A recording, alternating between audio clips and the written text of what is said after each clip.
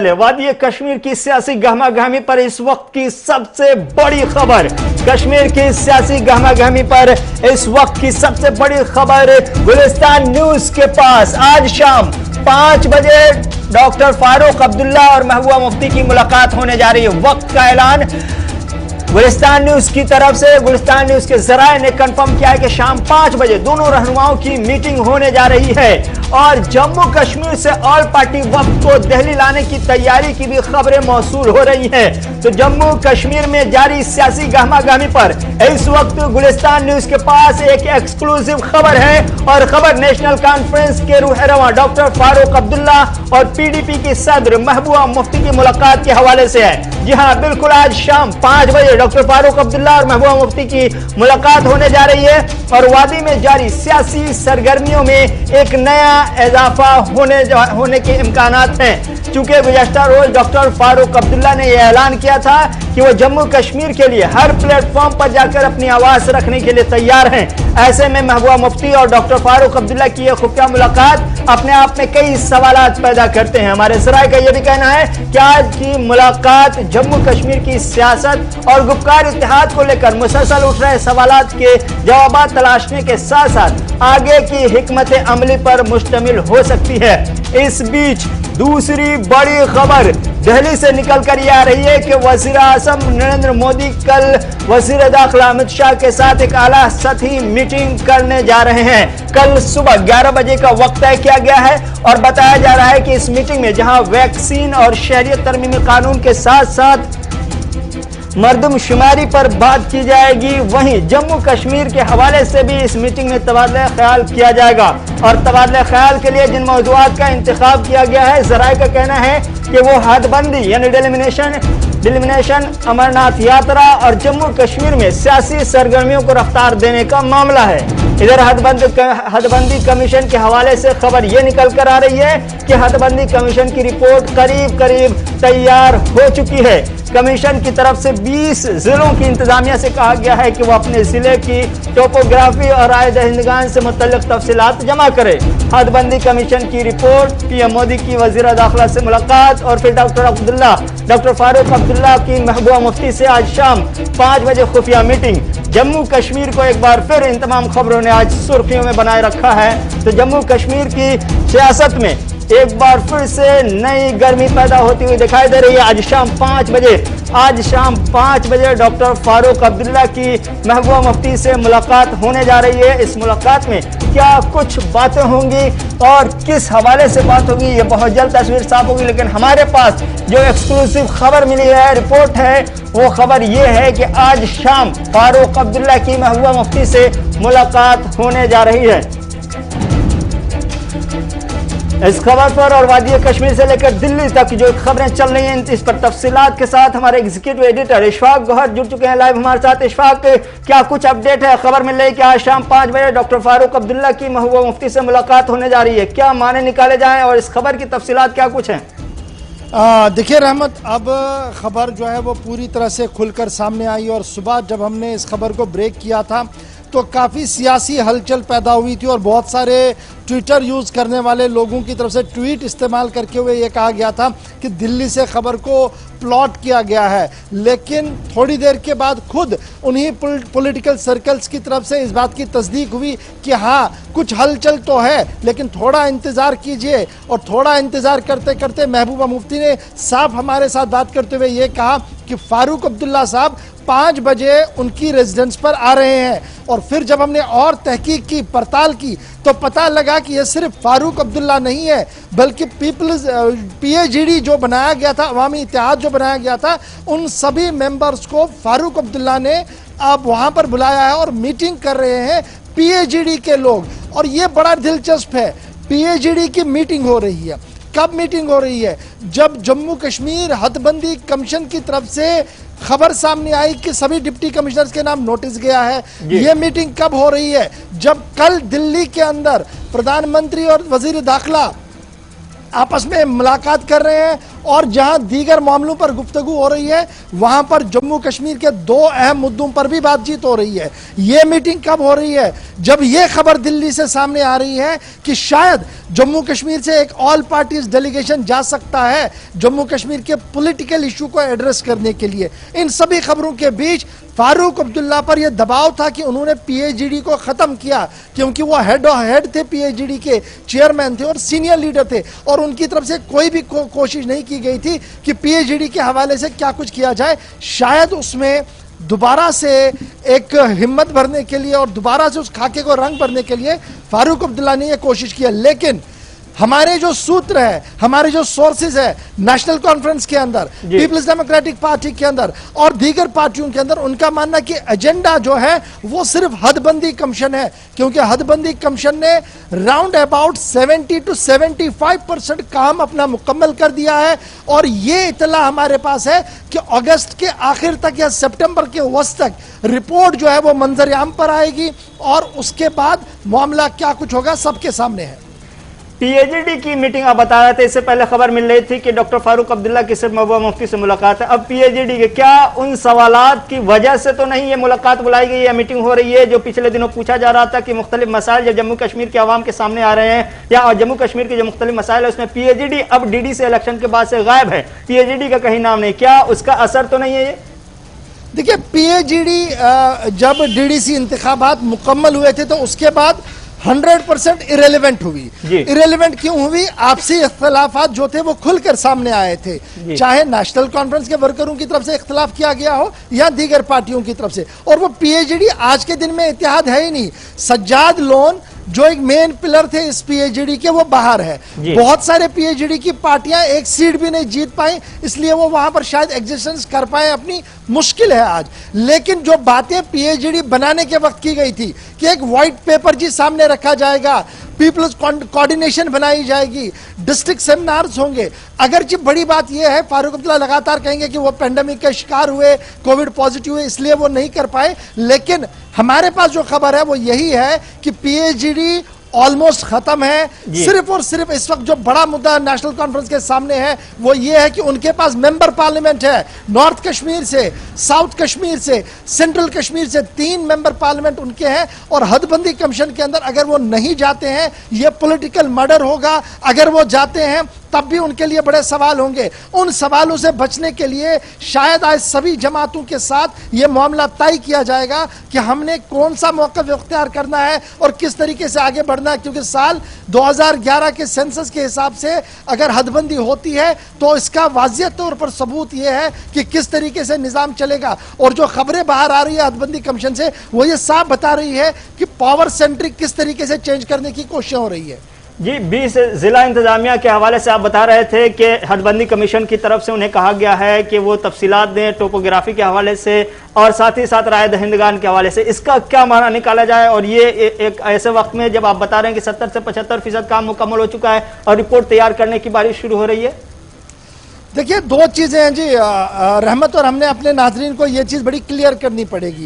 एक ये कि ये जो चिट्ठी लिखी गई है ये एक हिस्सा है उस कमीशन के काम का जिसके तहत ये बनाया गया, नंबर 1।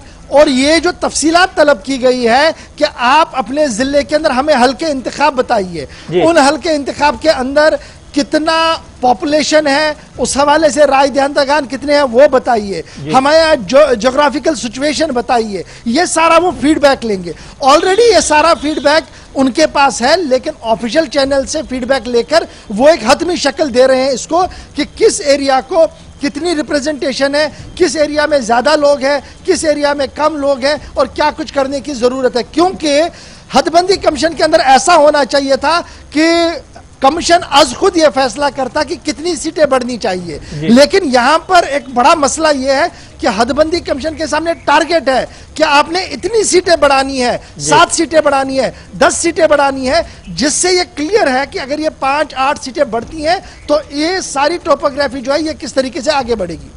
इशफाक, एक सवाल ये भी कि हदबंदी कमीशन का कामकाज करीब करीब अब 70 से 75% बता रहे हैं कि अब खत्म हो चुका है, रिपोर्ट तैयार होने को सितंबर अक्टूबर तक। तो क्या जो एक अवाम की के अंदर एक जो परसेप्शन बना हुआ था, या फिर वो सोच रहे थे कि हदबंदी कमीशन ही असेंबली इंतखाबात के बीच में रुकावट है, क्या हदबंदी कमीशन की रिपोर्ट सितंबर अक्टूबर तक सबमिट कर दी जाती है तो उसके बाद कितने दिनों में मुमकिन है, क्या ये मुमकिन है भी कि नहीं कि असेंबली इंतखाबात का माहौल बने या उसको लेकर कोई फैसला किया जाए? रहमत, आज हम अपने व्यूअर्स को बताते चलें कि अगर पेंडेमिक जो इस वक्त है इसी तरीके से कंट्रोल में रहा और थर्ड वेव में ज्यादा कोई उथल पुथल नहीं हुई जी, रिपोर्ट हमारे जो सूत्र बता रहे हैं, जहां तक हमें खबर है अगस्त तक रिपोर्ट आनी है। उसके बाद पब्लिक डोमेन में वो कुछ दिनों के लिए जाएगी और उसके बाद फाइनल जो है कंक्लूजन सामने होगा। तो ये मान लीजिए अगस्त या सितंबर तक ये पूरा मामला क्लियर होना है। उसके बाद अक्टूबर नवंबर के आते आते जो है नोटिफिकेशंस का सिलसिला शुरू होगा, इलेक्शन कमीशन की तरफ से अपनी तैयारियों का सिलसिला होगा और दिसंबर के वक्त से इलेक्शन करवाया जाएगा फेज वाइज मैनर पर। अभी तक इस तरीके की चर्चाएं चल रही हैं पावर कॉरिडोर के अंदर, इस तरीके की बातें जो है वो शुरू हो गई हैं। लेकिन बिल्कुल ये बात सही है, जब तक हदबंदी मुकम्मल नहीं होगी तब तक चुनाव नहीं होगा। अब पॉलिटिकल पार्टीज के लिए दो बड़े मसले होंगे इस वक्त सामने, जिस पर वो जरूर चर्चा करेंगे और फारूक अब्दुल्ला चाहेगा कि वो फीडबैक लेगा सभी पार्टीज से कि अगर हदबंदी कमीशन के अंदर वो जिस मेंबर की हैसियत से है वो सिर्फ अपनी बात रख सकते हैं, उनकी बात की कोई वैलिडेशन नहीं है कि उन्होंने कहा, उन्होंने एसेंट किया या डिसेंट किया, वो कोई मैटर करता है। वो बात रखेंगे, मानना न मानना कमीशन क्या हाल है, तो फाइनल डिसीजन कमीशन ने करना है। लेकिन जब ये कमीशन रिपोर्ट सामने आएगी, चुनाव सामने होगा, तो क्या स्टेटहुड को रेस्टोर किया जाएगा, बड़ा सवाल ये होगा। और स्टेटहुड रेस्टोर करके चुनाव होगा या चुनाव के बाद स्टेटहुड को रेस्टोर किया जाएगा, ये एक ऐसा सवाल है जिस सवाल पर आज भी मंथन हो सकता है। मेरी कुछ नेताओं से बात हुई है जिन्हें आज बुलाया गया है इस मीटिंग के अंदर, उन्होंने साफ कर दिया कि हदबंदी कमीशन के साथ जुड़े जितने भी सवाल हैं उन पर हम बात करेंगे, खुलकर बात करेंगे, क्योंकि फोरम डिस्कशन के लिए बुलाया गया है और बड़े दिनों बाद हम बैठ रहे हैं, मीटिंग कर रहे हैं। तो सीधी सी बात है कि हदबंदी में जाना न जाना एक तो ये डिसीजन होना है, और दूसरी जो हमारे सूत्रों से खबर है कि कल अगर चुनावी बिगुल बजता है, जिस तरीके से डीडीसी के चुनाव का बिगुल बजा था, तो स्ट्रेटजी क्या होनी चाहिए, कैसे मैदान में आएंगे अगर स्टेटहुड को रेस्टोर नहीं किया गया, तो बड़ा सवाल होगा। इसलिए मैंने ये भी कहा कि खबरें ये भी है कि ऑल पार्टीज डेलीगेशन दिल्ली की ओर रवाना होगा, और मेरे पास जो सोर्सेज से खबर है कि एक टॉप मोस्ट नेता इस वक्त दिल्ली पहुंच चुके हैं। जब आप और मैं बात कर रहा हूं तो एक बड़े नेता दिल्ली आए हैं, अगरचे उनके दिल्ली आने का मकसद प्राइवेट बताया जा रहा है, पर्सनल काम से आ रहे हैं, लेकिन ये मीटिंग के दौरान आ रहे हैं, ये उस वक्त आ रहे हैं जब श्रीनगर के अंदर उनकी जरूरत थी, ये उस वक्त आ रहे हैं जब दिल्ली के अंदर कल मीटिंग होने जा रही है, ये उस वक्त आ रहे हैं जब हदबंदी की रिपोर्ट लगभग तैयार हो रही है। और उस नेता की दिल्ली आमद का सीधा सा सवाल यह है कि there is something behind the curtain. मैं नाम इस वक्त नहीं बता पाऊंगा, लेकिन जरूर हमारे पास नाम है और वो यहां दिल्ली पहुंच चुके हैं। लेट अस सी कि उनकी सरगर्मियां क्या कुछ रहती हैं। जी बिल्कुल, दिल्ली और वादी के दरमियान की दूरियां अब कहीं ना कहीं कम हो रही है। एक सवाल और ये कि क्या जो पहले खबर आ रही थी पिछले दिनों जब एलजी मनोज सिन्हा दिल्ली आए थे और बार बार उनकी मुलाकात हुई, कई अदवार की मीटिंग हुई, और उससे पहले यह खबर पहले ही वायरल होने लगी थी कि स्टेटहुड को रीस्टोर करने के लिए सरकार मन बना रही है। क्या कल की जो वजीर आजम की वजीर दाखिला के साथ मीटिंग है, एलजी के साथ जो मीटिंग हुई थी, वो सूरत हाल, वो तमाम फाइल के साथ मीटिंग हुई थी, बताया गया था ग्राउंड जीरो की सिचुएशन क्या कुछ है, क्या इसको मद्देनजर रखते हुए स्टेटहुड पर भी कल की मीटिंग में बातचीत हो सकती है? वज़ीर आज़म अभी तक जो हमारे को मरकजी वजारत दाखिला के सोर्सेज से खबर सामने आई है जी, और जराया जो हमें बता रहे हैं, एजेंडा के अंदर दो चीजें बड़ी इंपॉर्टेंट है। एक, अमरनाथ यात्रा रेस्टोरेशन के हवाले से कि क्या करनी है, नहीं करनी है, किस तरीके से करनी है, किस पर डिस्कस होना है, प्राइम मिनिस्टर साहब इसका रिव्यू खुद भी लेंगे। दूसरा, लॉ एंड ऑर्डर की सिचुएशन के साथ साथ जो डिलिमिटेशन हदबंदी का मामला है, यह भी कल डिस्कस होगा। मैंने आपको पहले कहा 70% काम अगर मुकम्मल है, दैट मींस इन लूप है जी होम मिनिस्ट्री, और होम मिनिस्टर साहब कल जरूर ये अप्राइज करेंगे प्राइम मिनिस्टर साहब को जब वो मीटिंग करेंगे कि क्या कुछ हुआ है, कितना काम हुआ है, फीडबैक क्या है। कुछ डिसीजन जरूर लिए जा सकते हैं। अब ये डिसीजन क्या हो सकते हैं, इसके लिए लेट अस वेट क्योंकि अफवाहों का बाजार बहुत गर्म है और अफवाहों के बीच हम सिर्फ इतनी बात बता पाएंगे कि मीटिंग है और जम्मू कश्मीर का मामला भी डिस्कस होगा। अब क्या कुछ बाहर आएगा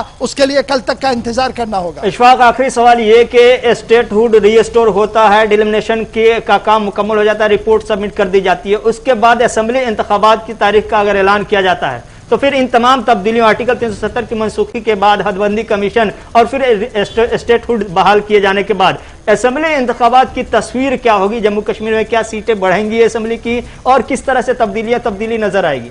देखिए, मैंने आपको पहले ही बताया कि तब्दीलियां बड़ी चीज होनी है और कल तक जो जमातें 370-35 की लड़ाई लड़ रहे थे और ये बता रहे थे कि देखिए हम लड़ रहे हैं सिर्फ इसलिए और हम चाहते हैं रेस्टोरेशन हो, लेकिन सूरत हाल ये है कि मामला कोर्ट के अंदर चला गया है। तो एक कवर उनके पास है कि लेट कोर्ट डिसाइड कि क्या कुछ होगा। तो तब तक क्या निज़ाम को ऐसे चलने दे ना, लोग परेशान हैं। तो ये लोगों के लिए होगा जी, हम चुनाव में आ रहे हैं उसी तरीके से जिस तरीके से डीडीसी के दौरान उन्होंने कहा कि देखिए it's a sort of referendum, लेकिन जब रेफरेंडम खत्म हुआ उसके बाद न तो किसी ने 370 और 35 की बहाली की बात की और ना ही किसी डीडीसी मेंबर ने यह कहा कि मैंने जो वोट लिया था किस नाम पे लिया था। सो जम्मू कश्मीर की एक बड़ी आबादी जो है वो इस पूरे मामले पर नजर रखी हुई है और युवा इस बार जो वो सिंसियरली मॉनिटर इस पूरे इशू को कर रहे हैं कि what's going on behind the curtain और व्हाट्स गोइंग ऑन हमारे आंखों के सामने। लेकिन चुनाव जब भी होंगे तो काफी दिलचस्प होगा और बड़ा सवाल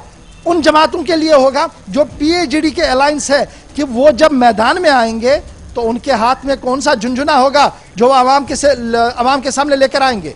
जी बिल्कुल, कौन सा झुंझुना होगा, क्या मुद्दे होंगे। बहुत बहुत शुक्रिया इशफाक भर तफसीलात फराहम करने के लिए। दिल्ली से वादी के बीच की दूरियां कम करने की कोशिश की जा रही है। आज शाम 5 बजे डॉक्टर फारूक अब्दुल्ला की महबूबा मुफ्ती के साथ मीटिंग है और इस मीटिंग में पीएजीडी के अलायंस जो है, पार्टनर जो हैं, दीगर पार्टियों के लीडरान भी शामिल हो रहे हैं, ऐसी खबरें मिल रही है। वहीं दिल्ली में कल 11 बजे वज़ीर आज़म की वज़ीर दाखिला के साथ मीटिंग है। इस मीटिंग में जहां वैक्सीनेशन को लेकर बात होनी है, थर्ड वेव को लेकर बात होनी है, सीएए को लेकर बात होनी है, वहीं मर्दमशुमारी को लेकर भी बात होगी। लेकिन जब जम्मू कश्मीर के फाइल को खोला जाएगा, जम्मू कश्मीर के हवाले से बात की जाएगी, तो जम्मू कश्मीर के मसले में 2 चीजें सबसे अहम है।